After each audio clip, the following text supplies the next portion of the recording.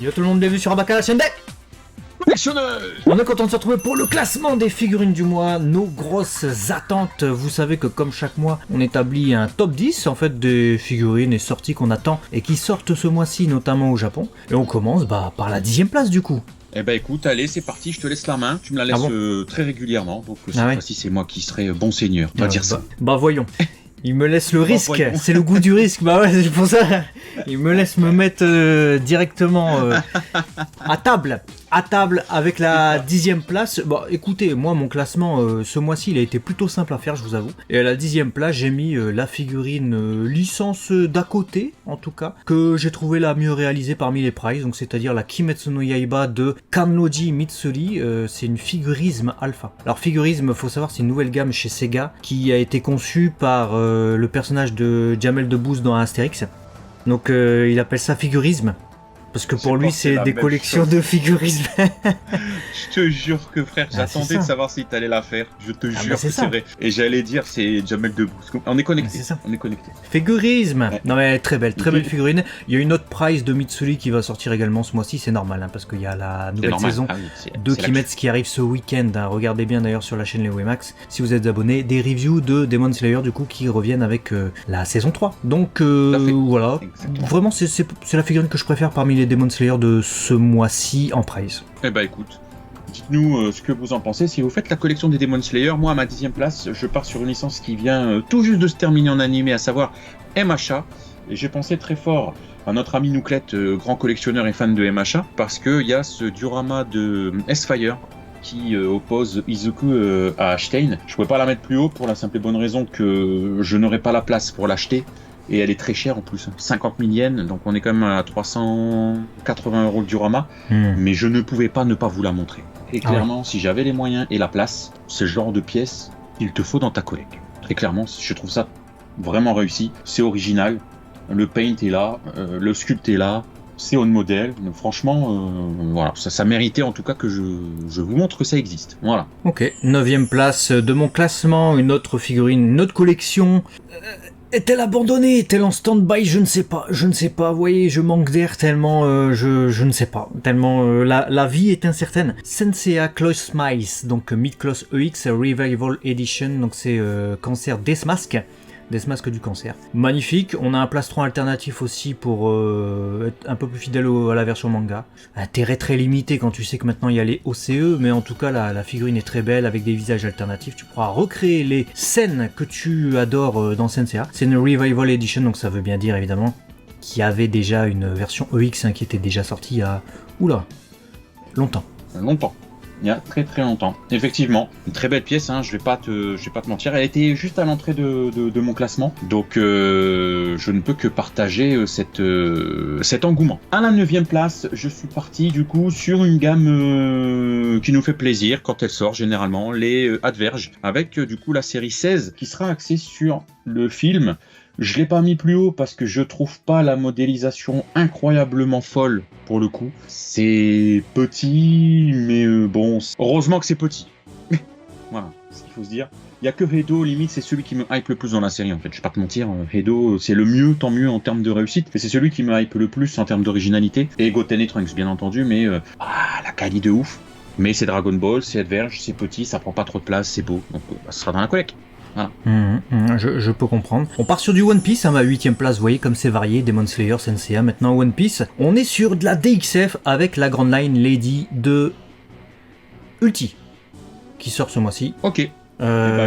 C'était l'une de mes préférées parmi toutes les grandes lines, donc clairement c'est... Voilà, faut choisir. Et ce mois-ci je me suis dit je vais essayer de pas faire d'ex-aequo. J'ai quand même une place où j'étais obligé parce que ils ont décidé de sortir toutes les figurines de la même gamme, vous verrez un peu plus tard. Mais le reste j'ai essayé de faire une place à chaque fois. Et vraiment cette ulti, ouais, si je dois avoir une grande line sur le mois, ça sera celle-là. Ok, écoute, ma 8e place, moi c'était aussi les grandes lines.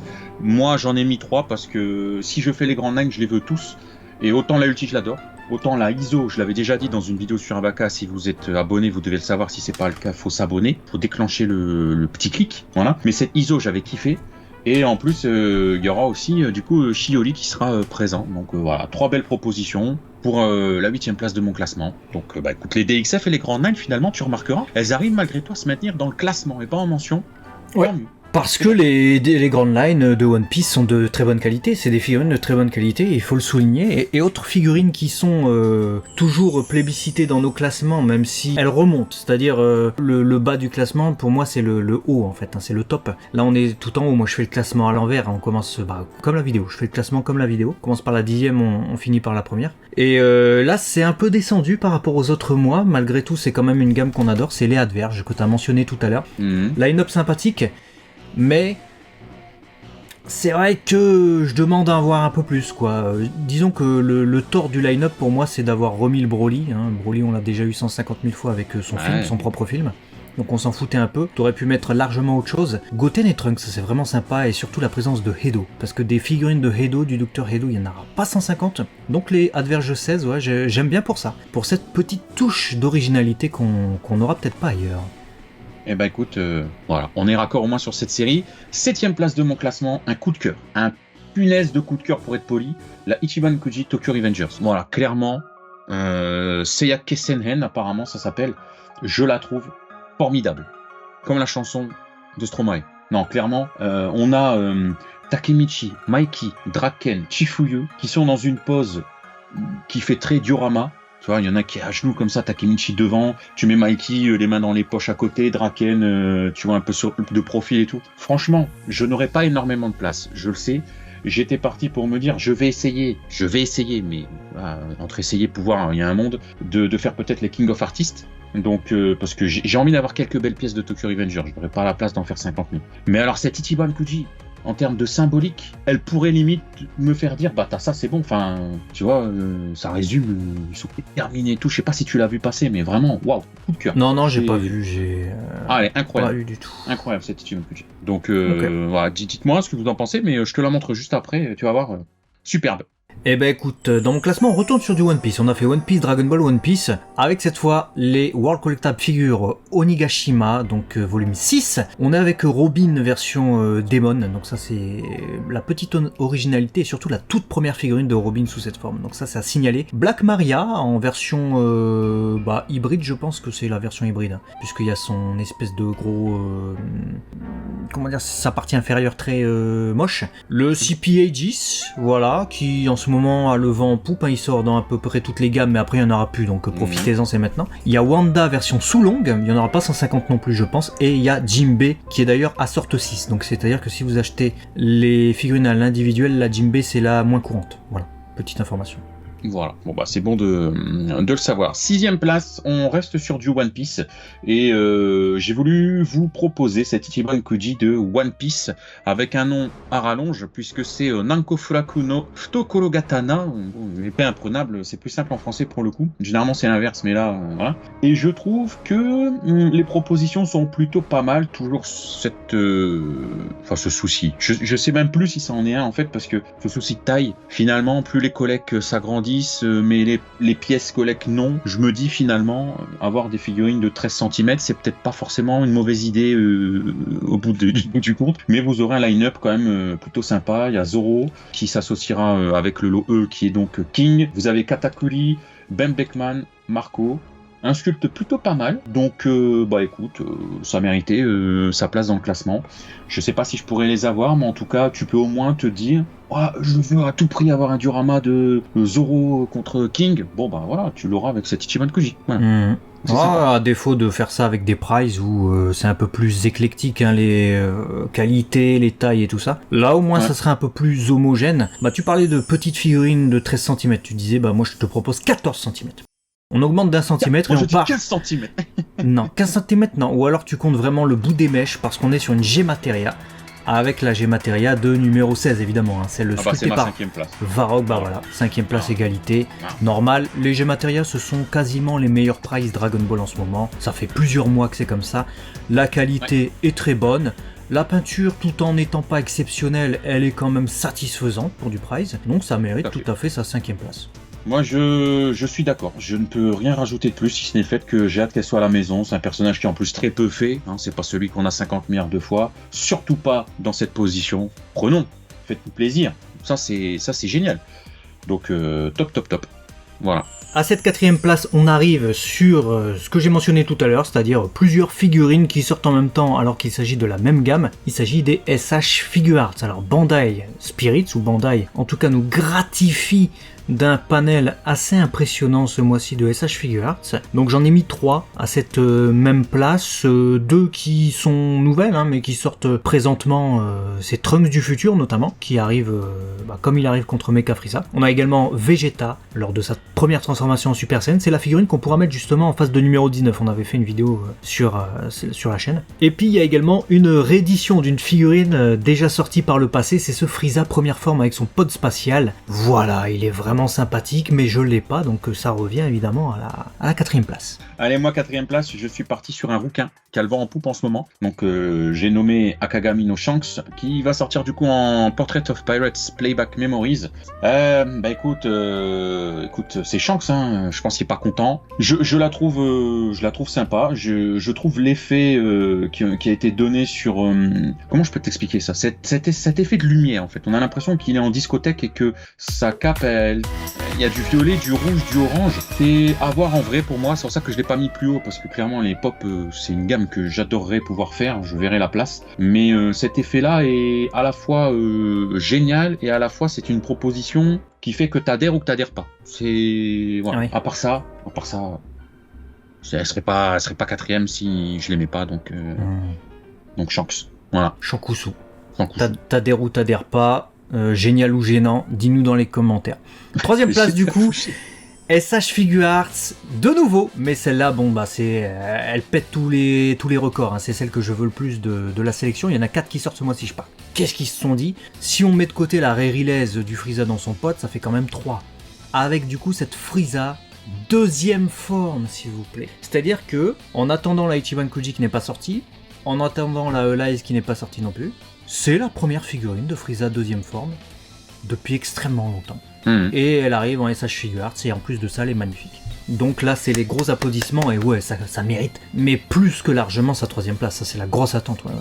Ouais, je peux comprendre. Moi, ma 3e place, j'ai mis les WCF Wano Volume 6 que tu avais nommé tout à l'heure. Comme vous le savez, j'essaye de me restreindre aussi sur certaines choses, ne sachant pas la place finale, mais il y a des certitudes que j'arrive à avoir, et les WCF en font partie. Et j'essaye, tant que possible, que mon top 3 soit vraiment le révélateur du must-have que je veux acheter le plus. Voilà, vraiment, où je me dis, ça c'est presque impossible que je les achète pas. La 5e place, ça se négocie, mais les 3 premières, non. Et 3e place, WCF Wano, volume 6, je répète pas la gamme, tu l'as dit tout à l'heure, mais on prolonge l'arc Wano, on découvre d'autres personnages, et on continue de nous raconter une histoire au travers d'un line-up, et c'est ce que j'adore dans les WCF, donc allons-y gaiement. Allons-y gaiement, 2e place, j'ai mis une figurine, il me semblait qu'elle était sortie fin du mois dernier, mais elle a été rangée dans les figurines qui sortaient ce mois-ci. Donc je ne sais pas trop, mais pour moi, voilà, je vais considérer qu'elle sort ce mois-ci du coup. Elle est déjà sortie au Japon, donc on a vu déjà pas mal de visuels, ce qui nous a permis d'en profiter, donc elle est largement à ma 2e place. Ça se battait avec la 1re place, mais je me suis dit, si je dois acheter un truc là maintenant, par rapport aux priorités, par rapport au prix, tout ça, non, ça sera ce que j'ai mis en 1re place. 2e place, Gigantic Series Bulma. Voilà, le début Dragon Ball, c'est Plex qui fait ça. C'est probablement l'une des plus belles figurines de la série Gigantic Series. Mais ça c'est achat obligatoire quoi. Autant il y a eu des Gigantiques, on se disait bon ouais je sais pas. Non là non, ça c'est collection ça. Magnifique. Même le broche, tout est parfait sur cette figurine. Une qualité de peinture incroyable, une taille gigantesque, plus de 40 cm, donc elle est plus grande que Polunga en Ichiban Kuji par exemple. Non par contre il va falloir trouver la place, ça c'est le souci. Et l'argent aussi. Aussi. Mais il va falloir trouver. 2e place, c'était très compliqué pour moi les premières 2e places. Très compliqué. Mon classement était facile à faire. Tu l'as dit au début, j'ai eu le même ressenti. Pour une fois, il y a des mois c'est chiant, mais là ce mois-ci c'était très fluide. Mais le 1 et le 2, c'était une galère sans nom. Je me suis dit qu'est-ce que je fais? Je voulais éviter les ex-aequo, mais si je faisais ça, il y avait trop de trucs. Moi j'ai dit bon allez. En 2, j'ai dit je vais regrouper les SH Figuarts. Même si je ne répéterai pas, je vais pas rallonger la vidéo d'1 heure, j'ai le même argumentaire que toi. Mais voilà, trop d'ex-aequo, Vegeta, Trunks, tu l'as dit. La gamme des SH fait partie des impondérables de ma collecte. même si je suis à la bourre.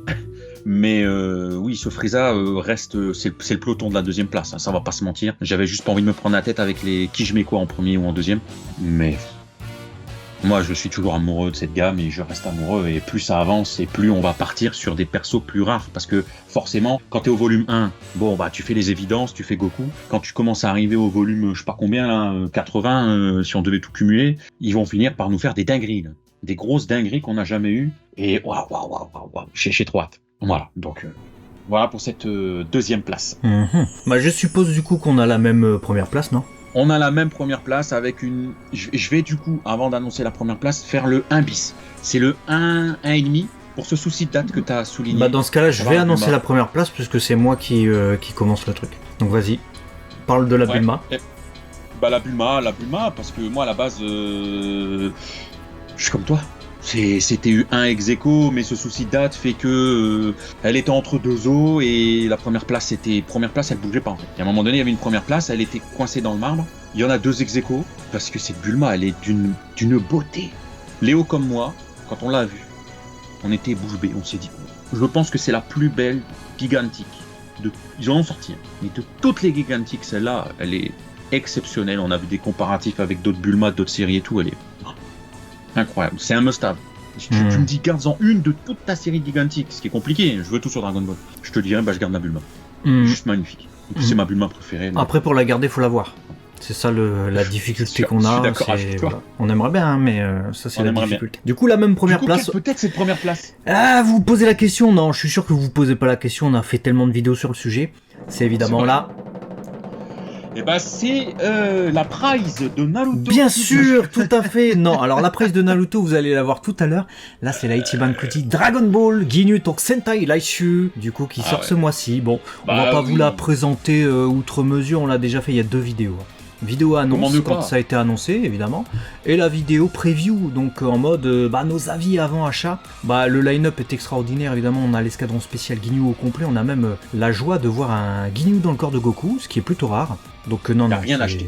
Il n'y a rien à jeter dans cette Ichiban Kuti. C'est ça qui est rare. C'est peut-être la seule chose qu'on peut vous dire, puisqu'on en a déjà parlé, tu l'as dit. C'est que autant il y a des Ichiban Kuti, parfois on se dit allez, 75% fait qu'on la veut, il y en a une. Là, il n'y a rien à acheter.